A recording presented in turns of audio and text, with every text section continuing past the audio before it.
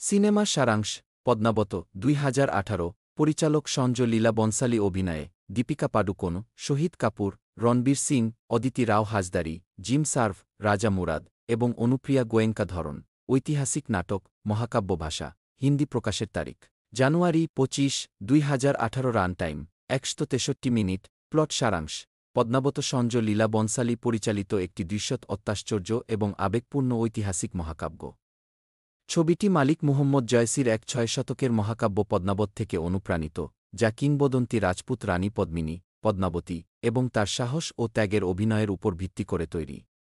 মুভিটি অত্যাচারী সুলতান আলাউদ্দিন খিলজি কর্তৃক চিতোর অবরোধের ঘটনাগুলির একটি কাল্পনিক বিবরণ, যিনি রানী পদ্মাবতীর সৌন্দর্য এবং বীরত্বে আচ্ছন্ন হয়ে পড়েন। প্লটের শতকে আফগানিস্তান, খিলজি শাসক জালালউদ্দিন খিলজি দখল করার পরিকল্পনা করছে দিল্লির সিংহাসন। তার ভাগ্নে আলাউদ্দিন খিলজি ২-৪ জালালউদ্দিনের মেয়েকে জিজ্ঞেস করে মেহরুনিসা বিয়ের হাত। তাদের বিয়ের আয়োজন করা হলেও অনুষ্ঠানের রাতেই আলাউদ্দিন বাগদান করেন ব্যভিচার অন্য মহিলার সাথে। একজন প্রবীণ দরবারি শরীফ পাশা এই কাজটি প্রত্যক্ষ করেন এবং আলাউদ্দিনের হাতে তাৎক্ষণিকভাবে নিহত হন। বিয়ের সময় মেহরুনিসাকে বিষয়টি জানানো হয়, এতে তিনি আতঙ্কিত হয়ে পড়েন। বিয়ে হয় এবং আলাউদ্দিন জালালউদ্দিনের সেনাবাহিনীতে প্রধান জেনারেল হিসেবে নিযুক্ত হন। ইন সিং হল রাজকুমারী পদ্মাবতী ঘটনাক্রমে রাজপুতী শাসককে আহত করে মেওয়ার মহারাওয়াল রতন সিং যখন একটি বনে শিকার। যখন সে তার সাথে আচরণ করে, সে প্রকাশ করে যে সে ভ্রমণ করেছে সিংহল তার একমাত্র স্ত্রীর জন্য দুর্লভ মুক্তা কেনা শুনছেন। অবশেষে দুজনের বন্ধন এবং প্রেমে পড়ে। রতন সিং বিয়ের জন্য পদ্মাবতীর হাত চান, তিনি রাজি হন এবং তার বাবার অনুমতি নিয়ে তারা বিয়ে করেন। জালালউদ্দিন দিল্লির সিংহাসন দখল করেন এবং আলাউদ্দিনকে তাড়াতে পাঠায় মঙ্গল আক্রমণ। আলাউদ্দিন তা করতে সফল হয়, কিন্তু একটি অনুমোদনহীন কাজ করে দেবগিরিতে অভিযান। তিনি সেখানে রাজকন্যাকে বন্দী করেন এবং তাকে নিজের করে নেন উপপত্নী। জালালউদ্দিনের স্ত্রী এবং ভাতিজা ইতাত খান আলাউদ্দিনের সিংহাসন দখলের উচ্চাকাঙ্ক্ষার বিরুদ্ধে তাকে সতর্ক করেন। যাই হোক, তিনি যাত্রা বেত আলাউদ্দিনের সাথে দেখা করে তাকে কৃতদাস উপহার দেয় মালিক কাফুর। আলাউদ্দিন জালালউদ্দিনের মন্ত্রীদের দ্বারা হত্যা করেছে মালিক কাফুর এবং আলাউদ্দিনের একজন জেনারেলের হাতে জালালাউদ্দিন নিহত হন। এরপর আলাউদ্দিন দিল্লিতে ফিরে আসেন এবং নিজেকে নতুন হিসেবে ঘোষণা করেন সুলতান। সময়ের সাথে সাথে আলাউদ্দিন এবং কাফুর খুব ঘনিষ্ঠ হয়ে ওঠে এবং কাফুর আলাউদ্দিনের সেনাবাহিনীতে একজন জেনারেল হয়ে ওঠে। পদ্মাবতীর যাত্রা মেওয়ার রতন সিং এর সাথে এবং তার রাজ পুরোহিত রাঘব চেতনের দ্বারা আশীর্বাদপ্রাপ্ত। চেতন পরে গোপনে প্রাসাদে অনুপ্রবেশ করে এবং রতন এবং পদ্মাবতীর মধ্যে একটি অন্তরঙ্গ মুহূর্ত গুপ্তচর ভিত্তি করে এবং পরবর্তীকালে তাকে নির্বাসিত করা হয়। তিনি তারপর ভ্রমণ দিল্লি এবং আলাউদ্দিনকে পদ্মাবতীর সৌন্দর্যের কথা জানা।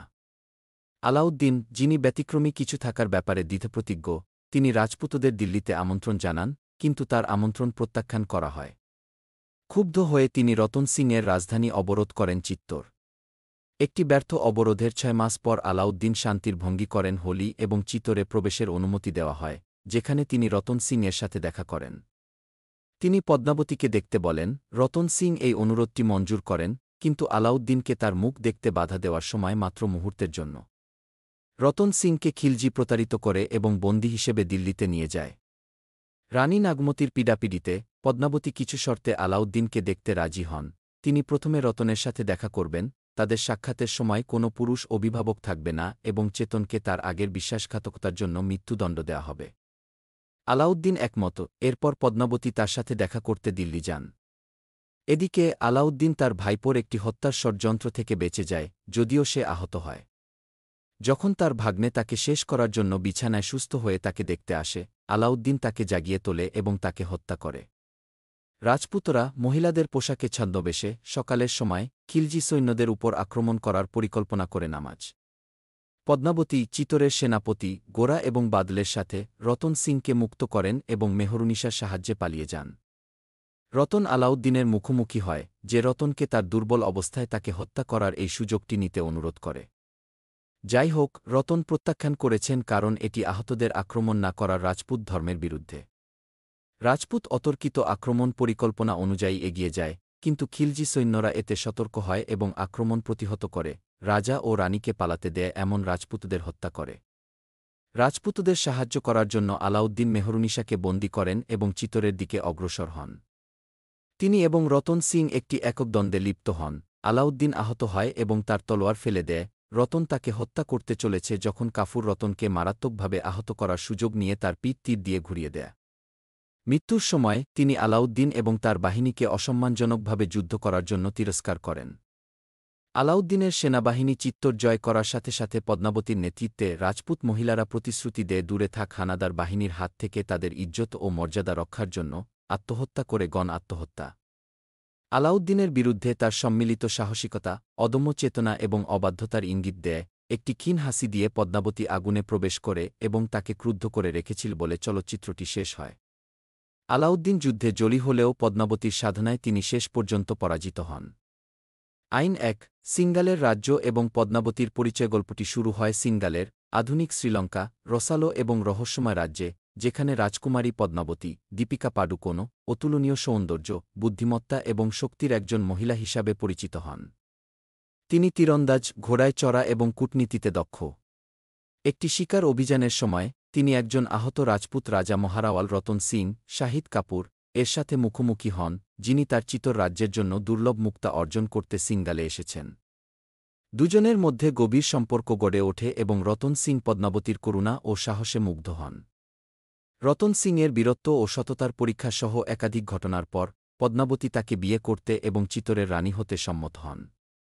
দম্পতি চিতরে ফিরে আসেন, যেখানে পদ্মাবতীকে জনগণ এবং রাজদরবার দ্বারা উষ্ণভাবে স্বাগত জানানো হয়। তিনি দ্রুত তার জ্ঞান এবং করুণার জন্য রাজ্যের সম্মান এবং প্রশংসা অর্জন করেন। আইন ২ আলাউদ্দিন খিলজির আগমনের দিকে দিল্লিতে উচ্চাভিলাষী এবং নির্মম সুলতান আলাউদ্দিন খিলজি, রণবীর সিং বিশ্বাসঘাতকতা, সহিংসতা এবং কারসাজির মাধ্যমে তার সাম্রাজ্য বিস্তার করছেন। খিলজিকে একটি জটিল প্রতিপক্ষ হিসাবে চিত্রিত করা হয়েছে, ক্ষমতা এবং সৌন্দর্যের জন্য অতৃপ্ত ক্ষুধা দ্বারা চালিত। যখন একজন অপদস্থ সঙ্গীতশিল্পী, রাঘব চেতন, একজন দরবারি রতন সিং তার প্রতারণামূলক উপায়ের জন্য চিত্তর থেকে নির্বাসিত করেছিলেন, খিলজির দরবারে আশ্রয় প্রার্থনা করেন, তখন তিনি সুলতানকে রানী পদ্মাবতীর কিংবদন্তি সৌন্দর্যের কথা বলেন। কৌতূহলী এবং আচ্ছন্ন, খিলজি খরচ নির্বিশেষে তাকে অধিকার করার জন্য দৃঢ়প্রতিজ্ঞ হয়ে ওঠে। খিলজি রতন সিংয়ের সাথে জোট গঠনের ছদ্মবেশে চিতরের দিকে অগ্রসর হয়।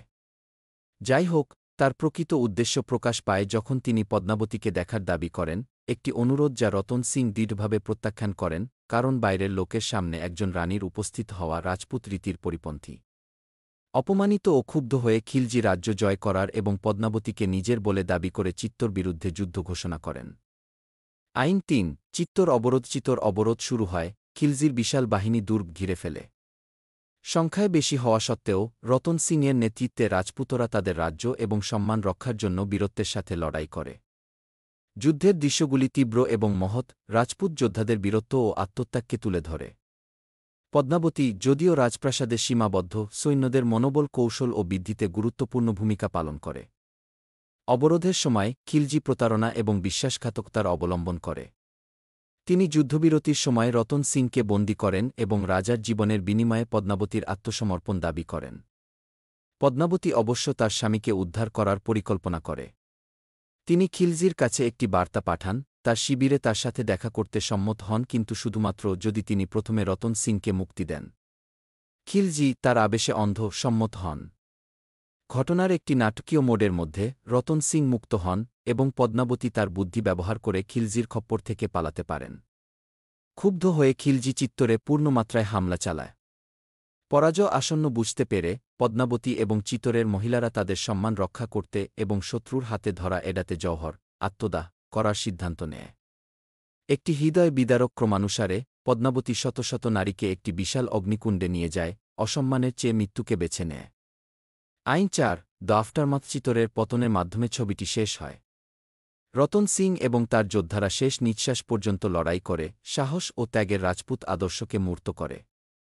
খিলজি যদিও বিজয়ী, ছাই এবং পদ্মাবতীর অবাধ্যতার ভুতুড়ে স্মৃতি ছাড়া আর কিছুই অবশিষ্ট নেই। রাজপুতদের বীরত্ব ও ত্যাগের প্রতি একটি মর্মস্পর্শী শ্রদ্ধার সাথে সিনেমাটি শেষ হয়, সম্মান, ভালোবাসা এবং অত্যাচারের বিরুদ্ধে প্রতিরোধের বিষয়গুলির উপর জোর দিয়ে। থিম এবং প্রতীকবাদ ১ সম্মান এবং বলিদান। চলচ্চিত্রটি ইজ্জাতের, সম্মান, রাজপুত নীতি এবং পদ্মাবতী এবং চিত্তর নারীদের তাদের মর্যাদা রক্ষার জন্য চূড়ান্ত আত্মত্যাগকে তুলে ধরে। ২ আবেশ এবং অত্যাচার। পদ্মাবতীর প্রতি আলাউদ্দিন খিলজির আবেশ অনিয়ন্ত্রিত ইচ্ছা এবং ক্ষমতার ধ্বংসাত্মক প্রকৃতির প্রতীক। ৩ মেয়েলি শক্তি পদ্মাবতীকে অনুগ্রহ, বুদ্ধিমত্তা এবং স্থিতিস্থাপকতার প্রতীক হিসাবে চিত্রিত করা হয়েছে, যা ঐতিহ্যগত লিঙ্গ ভূমিকাকে চ্যালেঞ্জ করে। ৪ সাংস্কৃতিক গর্ব ছবিটি রাজপুত সংস্কৃতি, ঐতিহ্য এবং বীরত্ব উদযাপন করে, পাশাপাশি সাম্রাজ্য বিজয়ের বর্বরতার সমালোচনা করে। সিনেমাটিক উপাদান ভিজুয়াল ফিল্মটি একটি ভিজুয়াল মাস্টারপিস, যার মধ্যে রয়েছে জমকালো সেট, জটিল পোশাক এবং শ্বাসরুদ্ধকর ল্যান্ডস্কেপ।